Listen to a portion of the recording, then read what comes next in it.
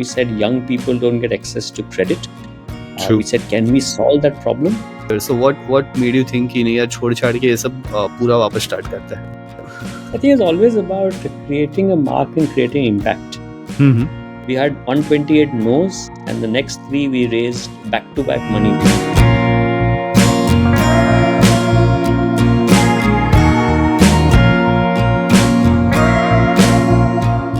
Hello and welcome to a brand new episode of Fintech Ki Baat Dil Se. Today we have with us Mr. Akshay Mehrotra, founder of Fibe, erstwhile Earlysalary, one of the earliest digital lending startups in India. Hey Akshay, thank you so much for joining us today. Thank you, Shreyas. Thank you. It's a pleasure having you here. Akshay has a very stellar career background.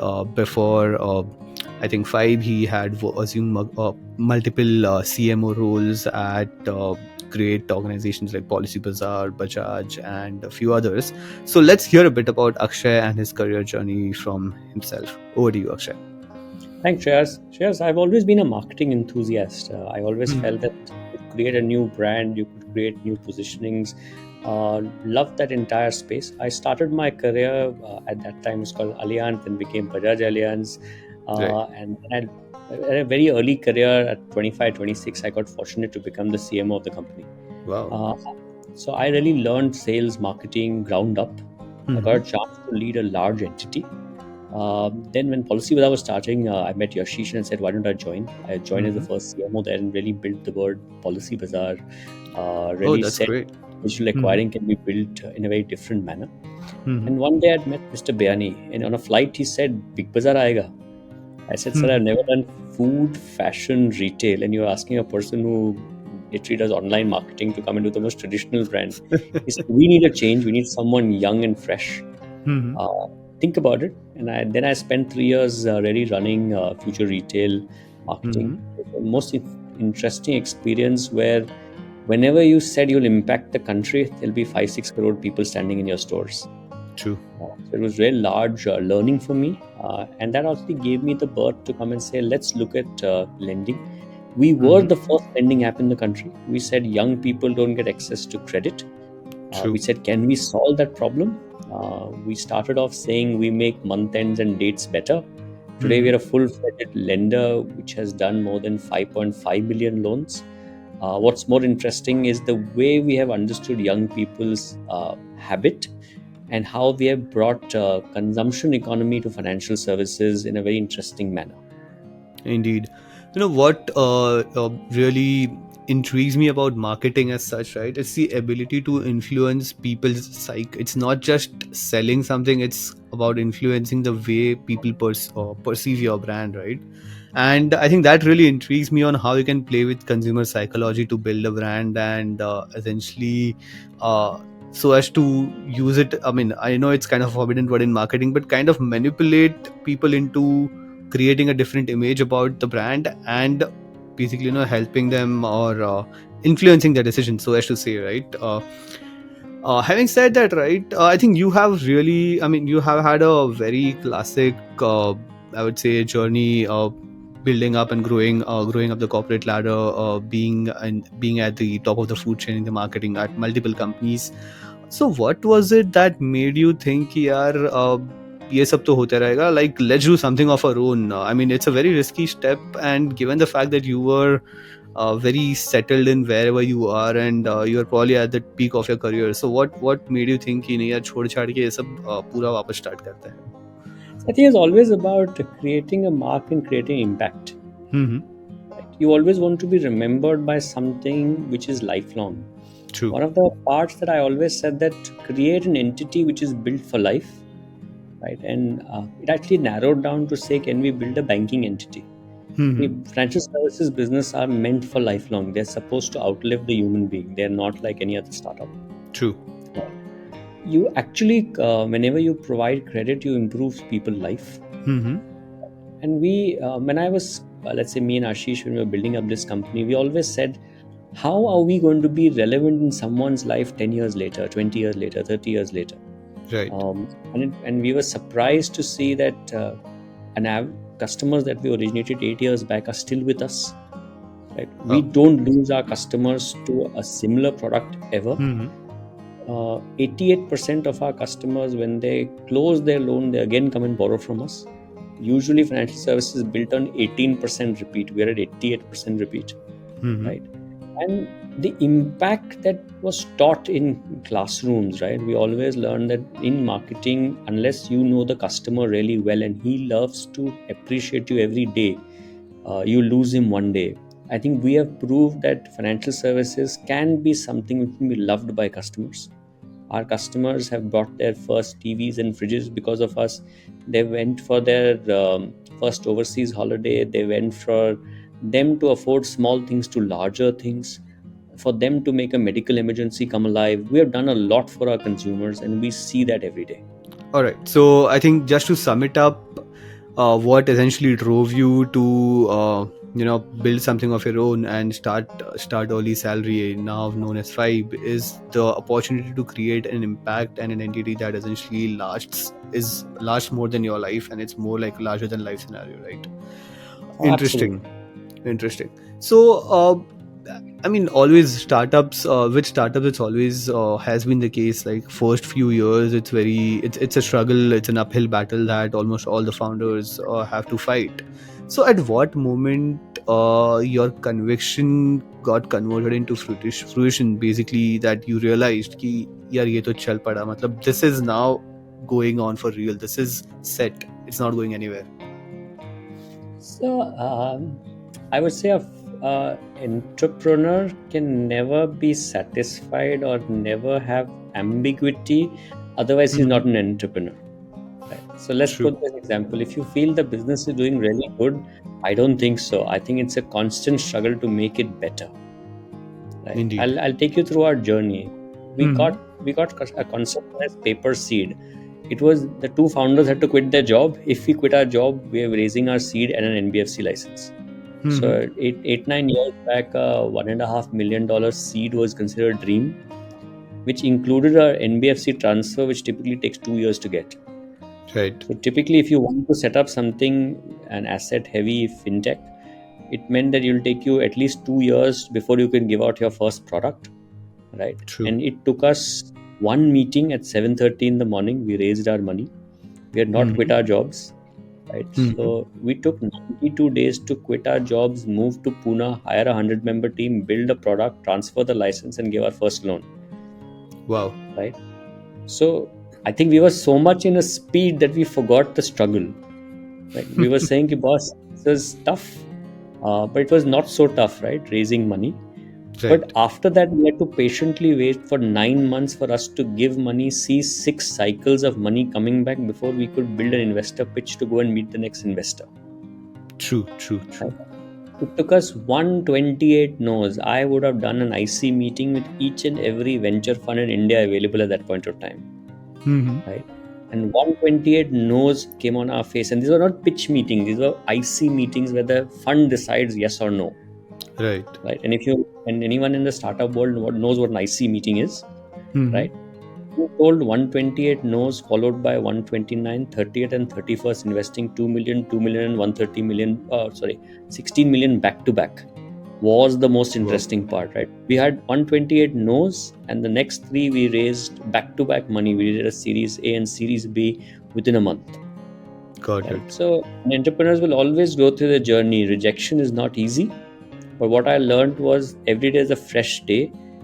I think we became more humbler at the end of the day to be besharam that we are going to build this enterprise no matter what happens, and we True. have built an enterprise that we are proud about, and more importantly, consumers are proud about.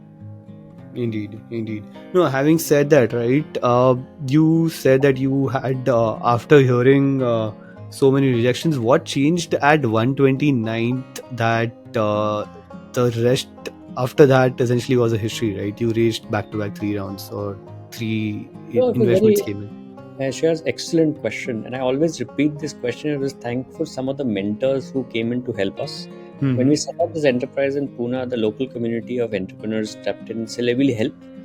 We kept struggling to say, how do we um, really showcase ourselves better? We knew marketing, we knew finance, we knew many things, right? Hmm. But we realized that we used to sell ourselves with a lender. We're a digital Right. lender. The minute we changed our positioning to saying, listen, we make lives better, right? Our story became so compelling, right? And from Mhm. that day, I think we technically never went out to raise money. We always had people wanting to give us more, right? Got And it. we actually showcased this last year when we raised money from an impact fund. We raised money from TPG Rise, where we Hmm. actually showcased who we actually cause impact in people's lives. Right? It was really Understood. the art of selling became better when people told us how to do a better job of it. Makes sense. So I think this kind of reminds me of a saying, I think in that I heard in Steve Jobs' biography and also in his movie, where he says, "Don't sell what you do, sell what your customer can do with your products and how your products can impact them." And I think that essentially completely resonates with this. Uh, Having said that, right? I mean, you have been in the industry for almost 9 years now as early salary, and you've been in the corporate industry for, I think, more than couple of decades, almost a couple of decades. So, what has been the most humbling moment that essentially challenged everything that you knew about fintech when you started up? I remember our early stages when bankers used to tell us and say, "आपसे नहीं होगा," Mm-hmm. right? And we have had very senior bankers who laughed at the concept to say, "Listen, we're going to give an instant loan," right? Mm-hmm. I also remember times where RT or R Tyagarajan from um, Shriram Finance, right? Sure. He actually Yes. spent a day when we were just setting up the company, and he said, "Come sit. I love Mm-hmm. the enthusiasm. I love the difference in opinion, right? Mm-hmm. I'll teach you a few things of how we ran our business. Don't do those mistakes again." Right. Right? And the most surprising part was how humble he was and how genuine he was that young people should be successful in new enterprise building. And he Mm-hmm. felt the country is ready for the fintech revolution to happen. This was the most traditional NBFC in the country giving loans True. to truck drivers, Right. right? And imagine he was the biggest in his in financial services at that point of time. He took out a Indeed. full day to spend with us, Wow. right? Mm-hmm. And at the end of the day, today, when we look back and say there have been such large people in financial services who have come and spent hours and hours because they believe that there are new players going to get built, Mm-hmm. right? They can influence how our minds will open up to do business better. Got it. No, that is super interesting, right? And if I may ask, what helped you open those doors? Because these kind of conversations are important for a lot of founders, and the place that they struggle is opening these doors and getting these advices right. I would say doors are always open if you're willing to listen, right? Of course, many people will not like to spend time with you, Mm-hmm. but I would say genuineness of the founder, a little Mm-hmm. bit of capability to demonstrate results allows them to have the most interesting meeting, right? And most of the time people organize a first interaction, right? you Right. you walk in the room to think you'll spend 3 minutes. You're Mm-hmm. successful if you end up spending the whole day where the other person says, "Listen, I'm going to help you do your business better," Right. because he felt that there's some amazing amount of learning he's getting at the same speed as you're learning. True. True. Right? I'll give another example. I spent time with a housing finance company MD just in the Mm-hmm. morning. Right? We have nothing in common. There can be no combined even thinking process of loans that they do. They average do a 20 True. lakh True. rupee loan for 20 years to a business community to build his house. We Mm-hmm. gave retail loans to 30,000 rupee earning salaried professionals. Right? There's no synergy between the two businesses. Right. Right. We spent the whole morning and Mm-hmm. we will launch a pilot together, right? Where we will experiment, can self-employed customer be given an unsecured loan? He will experiment if salaried customer can be given an instant home loan, right? So the Interesting. openness of a discussion, the clarity that something is possible if you put your minds together, is what is the why people who are smart and like-minded meet and share details with each other. Right. Makes sense. Makes sense. Let's step back over here and talk about the early days of early salary, right? It's always been assumed that running a startup is a full time. Not, I mean, it's a lot more than a full time job. It's a 24 hour, 7 days a week kind of a job. It is taxing on multiple levels. Be it your mental health or emotional health or the kind of physical stresses that you go through when you are building these entities. So as a founder, what is your advice for budding entrepreneurs on coping with these multiple stresses or multiple points of inflection? Yeah, I think stress is something which people take it personally, right? Hmm. Remember, you're building a business. Business stress is different than personal stress, True. right? The second part is no one needs to work for more than 9 hours a day. You're inefficient if you're doing that, Hmm. right? Learn to tell your teams go home at 7 o'clock, which Right. allow you to switch off. Learn to say no, right? We're in a business where we say no to 60% of the people asking for a money from us. Imagine I have to say Hmm. no to 6 out of 10 people every day, Right. right? It's not the no, it's the capability of saying what is good is good. I will spend all my energies to do that. The second part of the founder is the best HR manager and recruiter you can find, Hmm. right? Spend your time building the best possible team, right? True. Most of the time, you can't do the work. It's hiring smarter people than you who can run your business. They have to buy into you as a person, your business as a second, and the opportunity to do better work than you can do, Of right? course. And a third part, uh, learn to share the stress. Don't try to carry it only on my head. Oh, it's my company. I have to carry the stress, right? Hmm. Learn to share it. You will find ways of diminishing them, right? And ups and downs of businesses happen. You have to learn how to, whenever the upswing comes, focus to make it bigger. When the downstream comes, learn to cut corners and cut cost. There's nothing wrong in surviving, Right. right? There's nothing wrong when your things are doing well to grow disproportionately well. Makes sense. I think that is very well said. Uh, Having said that, let's talk about something that all at least first time entrepreneurs do while building startups. Right, all of them make mistakes. So, what has been your biggest mistake till date, and how have you kind of made peace with it? Okay, so I think some of the big mistakes we did was we were very cocky in the beginning, Mm-hmm. right? Because we thought money was so easy to raise, we can do it any given time. When early people came and said, "Take some from us," we said, "No, no, we don't need you. We need someone Mm-hmm. better." Right? That was, I think, we learned the humbleness and said, "No, this is a simple business. Remain grounded." Right? Mm-hmm. The I think we took some time to take action on a few things. One of the biggest mistakes I learned was if a person in your team is not good, Mm-hmm. cutting getting rid of a bad apple should be done immediately. We Right. don't have the time and patience to say he's not good, Mm-hmm. because Makes the race sense. is not to become large. The race is to become the best in your line, True. right? Remember, the fund who's going to give you more money to grow may be comparing you to someone who's curing cancer, not someone who's doing similar business, Right.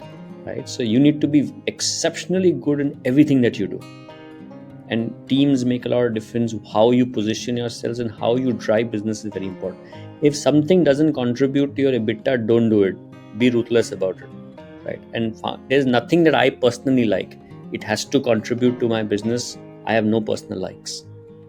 Makes sense. Makes sense. I think this is very insightful, right? Specifically, something that really stood out to me is the fact that you said the fund that is investing in you is not comparing you to someone in your business, but someone from completely different vertical doing an epic job in their business, right? So this is something that a lot of people are. I mean, a lot of first-time founders are not able to wrap their heads around, and I think this should definitely give them more perspective.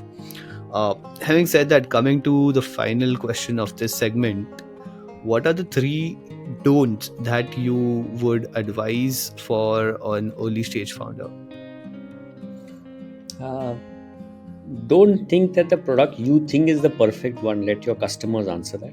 Mm-hmm. Don't be in a hurry to wait for the most perfect product the consumer will teach you. That's the first point. The second part is learn to get rid of not good things fast. Right. Just because I got a friend who was best friend from some other life, he may not be a great role. Mm-hmm. Have a business partner who's perfect to you. A co-founder is important. I Mm-hmm. was fortunate. Ashish, my co-founder, is the most amazing person. But we both complement each other's skill set. It's not the friendship which goes along; it's the Right. complementing nature that runs the company, right? I must say, my third advice to people is learn to spend some time on yourself. Also, don't take it too hard. You will get rejections. You will fail. You will do something wrong. Learn to be happy with yourself so you can bounce back tomorrow morning, right? In a job, when you don't do well, your boss comes and says, I'll cut your appraisal by 2%. I won't give you a bonus this year. In Mm-hmm. this in your entrepreneurship, when you do wrong, the business may shut down. You have to sack half your team for doing something wrong. Don't worry. Tomorrow is another fresh day. Come with a fresh mindset and do it better. Perfect. Thank you so much. I think that is a good food for thought for all our listeners and budding entrepreneurs. I mean, who will benefit from this. Having said that, thank you so much for sharing so much insights about yourself and entrepreneurship. Let's move on to the next segment called Dhande Ki Baat.